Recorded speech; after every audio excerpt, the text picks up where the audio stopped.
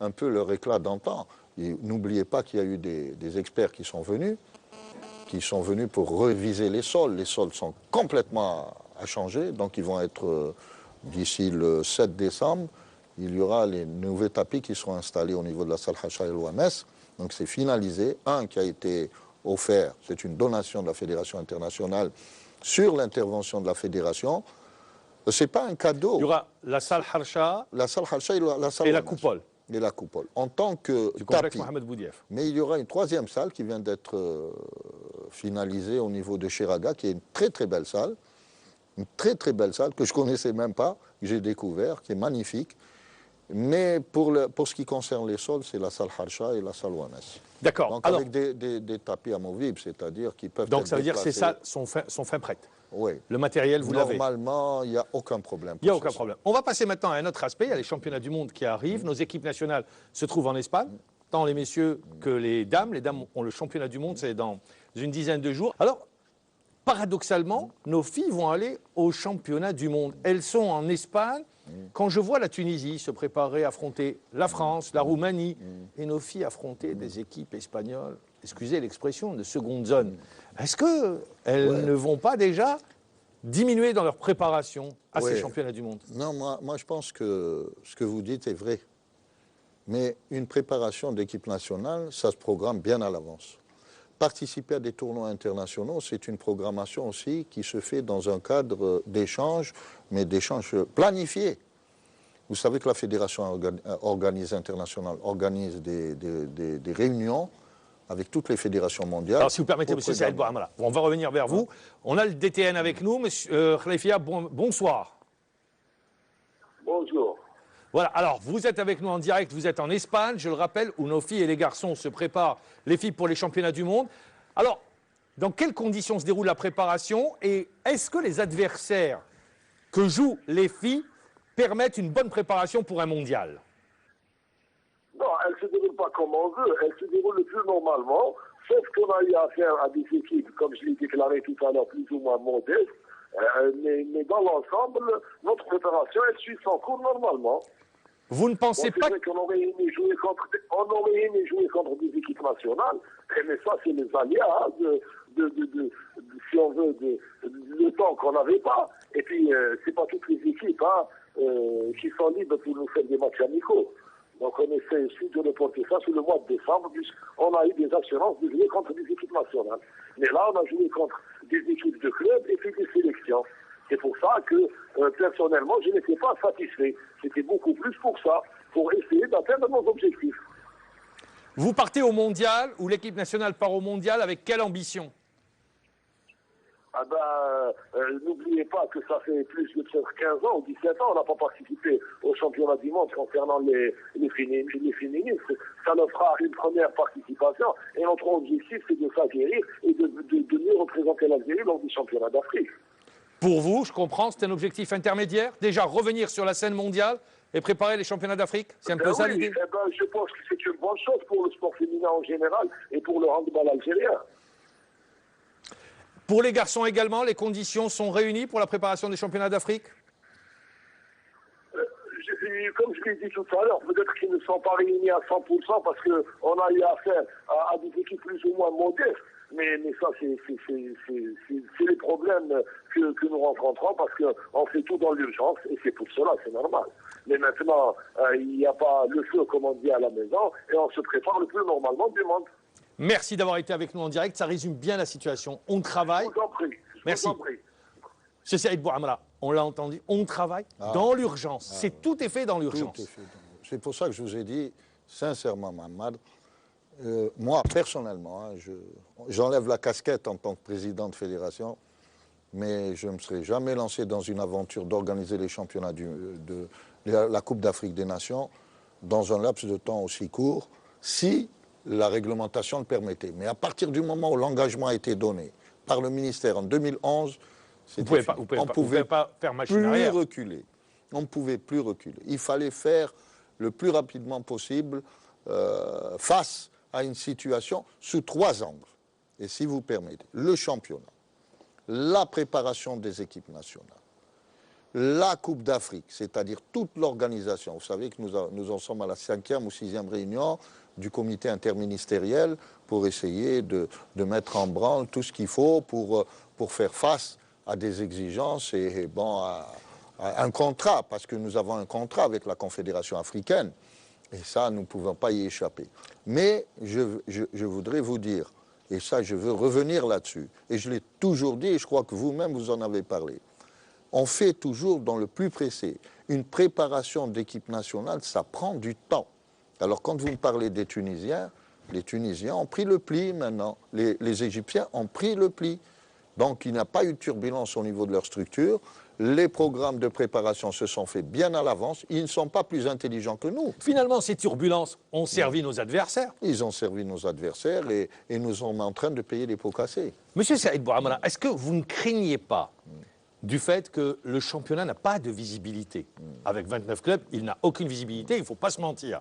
Est-ce que vous ne craignez pas que la Coupe d'Afrique ou la Coupe d'Afrique des Nations ne soit pas un succès populaire?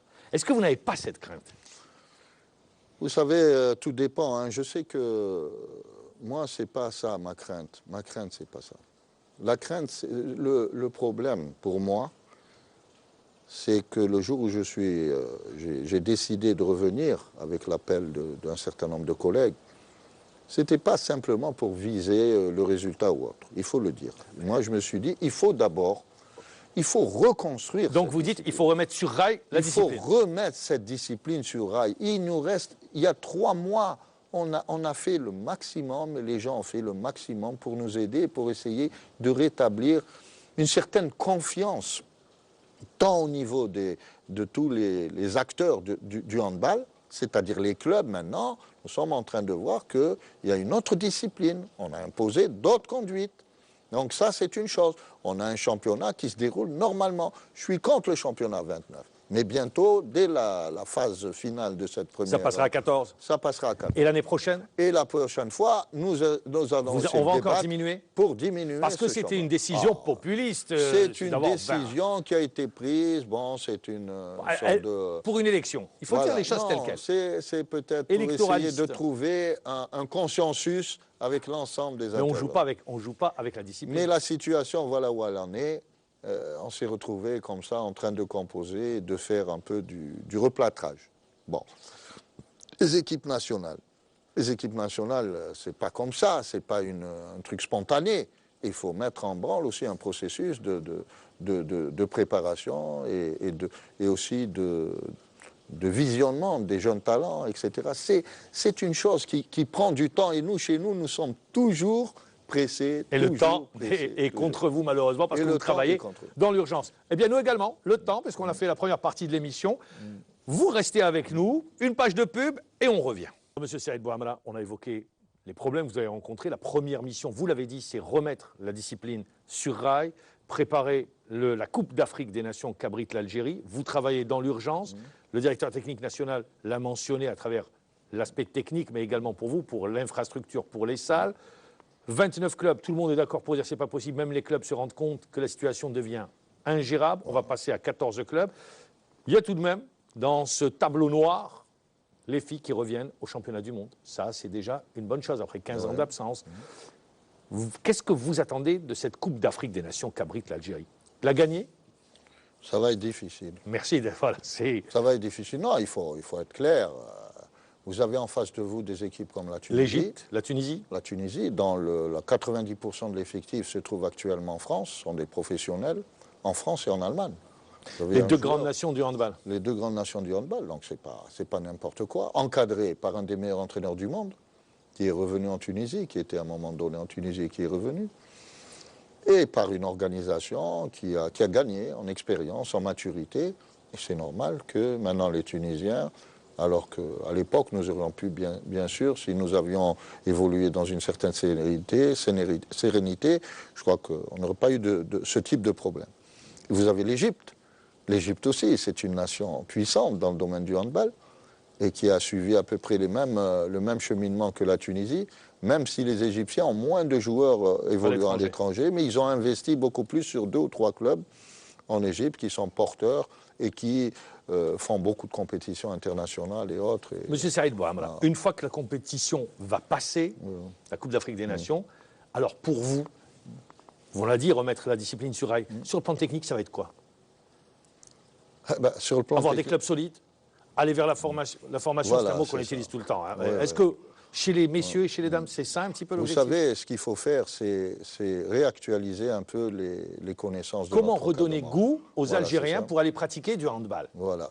Comment donner goût, mais c'est Moi, pas je me souviens, que avant, à l'affaire. Alger, on s'identifiait à Lamjadani, à Amara, Oui. à un tas de joueurs, à Ben Morsoula ou à Benjmil. Comment Oui, mais- faire aujourd'hui Mais que... ça, c'était une approche passéiste. D'accord. C'est-à-dire on s'identifiait à des modèles et on essayait par Non, les modèles les enfants. d'agir et sensibiliser Comment faire et aujourd'hui? motiver.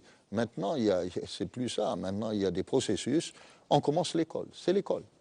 Il faut investir à l'école. Mais l'école, il Et n'y a tout- pas de handball dans les écoles. Et voilà. Donc le handball, moi j'ai appris à jouer au handball à l'école. Mais C'est aujourd'hui, un il sport n'y d'école. a pas à l'école. On le sait et il n'y aura pas. Alors, Dans les prochains jours, il n'y aura voilà. pas ni Donc, l'année prochaine. la seule chose, c'est d'essayer, à travers les clubs, de faire parce qu'on s'occupe trop du championnat, de la compétition, et jamais de la promotion.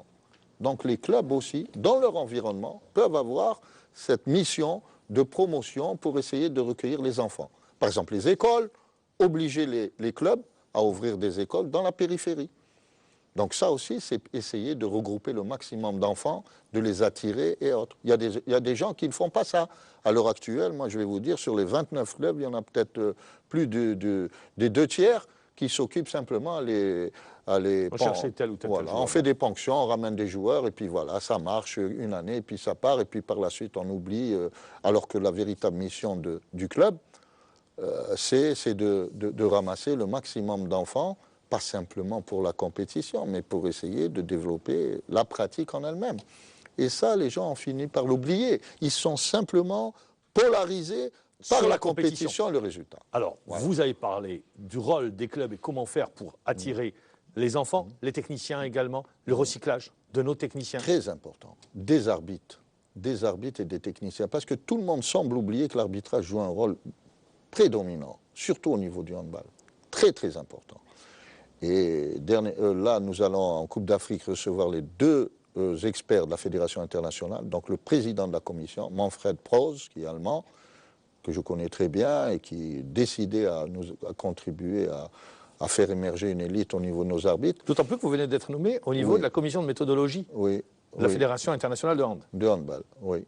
Mais je suis très, très sensible à cette marque de confiance qui m'a été donnée par la Fédération internationale. Bon, mais Donc, maintenant, vous dites, on va recevoir des arbitres, l'occasion durant cette Coupe d'Afrique des Nations, pour travailler sur l'arbitrage, le recyclage de nos entraîneurs. Ouais, passe ouais. également par une coopération avec la Fédération internationale. avec la Fédération internationale, mais aussi avec des pays porteurs dans ce domaine. La France, La C'est France, juste à oui, côté. bien sûr. Nous avons L'Allemagne. l'aide de beaucoup, oui. Mais le problème, c'est... est-ce que les ponts sont établis? Oui, mais le problème, c'est pas simplement de faire des recyclages. Sur ce plan, c'est important, c'est vrai, pour actualiser un peu les connaissances des entraîneurs, parce que le handball a évolué. Donc, il faut toujours se mettre au parfum des réalités nouvelles. Le problème qui est le plus important, c'est de recréer une unité de pensée au niveau de l'Algérie. Vous en avez parlé plusieurs fois, et j'ai suivi cette émission, parce que je suis beaucoup les émissions qui sont menées avec le groupe des 4, et j'ai remarqué que les idées étaient intéressantes. Il faut créer une unité de pensée. C'est un langage. Si les professionnels arrivent, disons, à avoir une production peut-être plus élevée que celle de nos joueurs, c'est parce qu'ils sont bâtis sur des comment dirais-je, sur des bases, sur un basique commun. Donc, quand ils arrivent après, la liaison est très facile, parce qu'ils ont le basique. Or, chez nous, il faut rétablir Il faut ce rétablir ça dans un premier temps. avant, parce que si vous voulez maintenant tout de suite aller vers la connaissance la plus élevée, ça ne pourra peut-être pas apporter beaucoup de choses. Il faut d'abord rebâtir ce basique. C'est une maison pour que les fondations soient solides. Après, on essaiera de bâtir là-dessus d'autres choses plus graduelles, etc. Mais moi, je reviens, Mohamed. Moi, j'ai